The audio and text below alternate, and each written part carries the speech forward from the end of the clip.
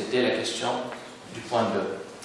Alors, dans cette manière de faire, c'est-à-dire pour moi, dans la richesse de la grammaire syntagmatique, je vais dire une chose.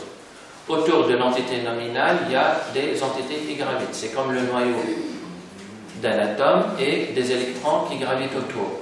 Donc le trait nominal, c'est un trait de classe. C'est une classe qui va enfermer, emprisonner plusieurs entités syntagmatiques, et ces entités syntagmatiques sont des éléments informationnels qui ont une sémantique. Quand on dit dans la classe patient, on a le patient, une patientation assistée, on a les patients atteints de maladies chroniques. Tout ça, ce sont des syntagmes nominaux, c'est-à-dire on a une sémantique représentée dans cette classe. Ce que j'ai appelé ici, c'est la relation de classe. La deuxième relation sémantique, c'est la relation d'emboîtement. C'est-à-dire, on peut observer dans la langue l'emboîtement d'informations, plutôt de connaissances, d'entités de connaissances qui se complètent. Alors, vous observez bien que au niveau haut, top, c'est le syntagme nominal complet. C'est-à-dire, là, on a l'information et la sémantique complète de la connaissance.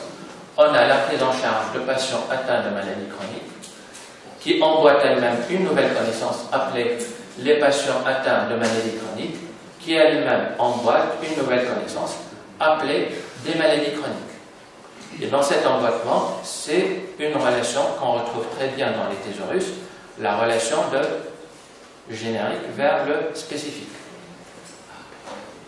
Troisième relation sémantique, c'est la relation d'arborescence.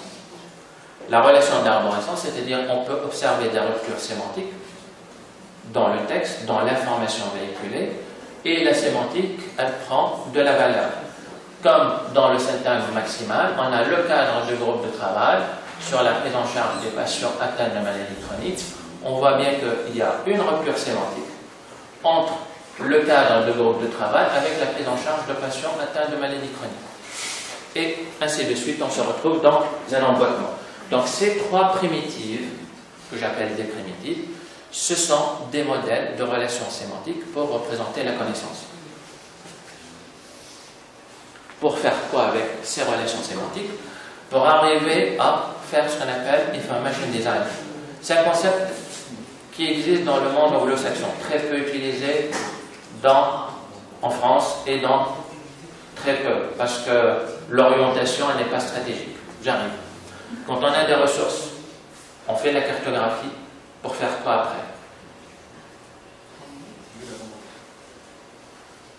Quand je projette l'identification des concepts clés noyaux et des concepts clés gravitants, c'est-à-dire je suis dans une activité stratégique parce que j'identifie les signaux faibles dans l'activité ou bien dans le traitement des contenus. Donc, information design, ce n'est pas le design informationnel comme on le traduit en français, parce que le concept design veut dire modélisation. Donc, j'ai restitué un petit peu une part de sémantique développée par notre collègue canadienne, c'est que cette distance sémantique, il ne faut pas la prendre, on va dire, par traduction littérale.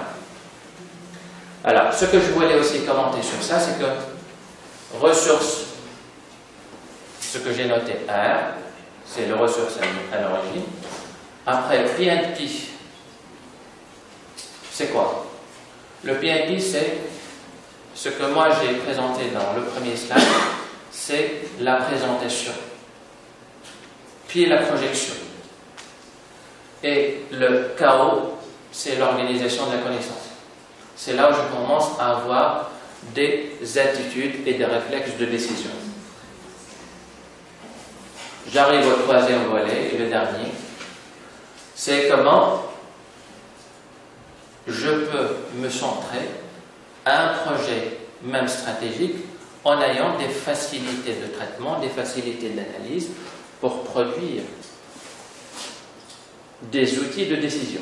Des outils de décision au besoin de cet aspect stratégique qui est les nanosciences et les nanotechnologies.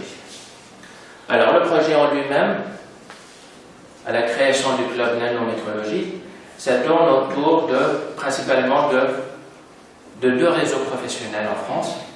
C'est le réseau CNano, c'est les nanosciences pôle de compétitivité, c'est les compétences en la matière, et le LNE, c'est le Metrology Lab, ou bien tous les laboratoires qui travaillent sur ce nouveau thème émergent.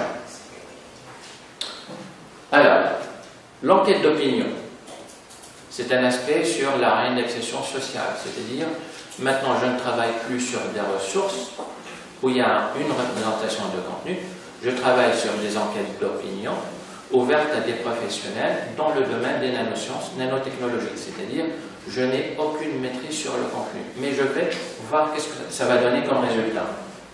Donc l'enquête d'opinion, c'est un questionnaire qui a été renvoyé au laboratoire, au pôle de compétitivité, aux universités qui travaillent sur ce domaine nanosciences, nanotechnologie, et qu'on cherche à établir des statistiques sur des questions ouvertes, aussi bien à traiter les questions fermées pour voir qu'est-ce qu'on va apprendre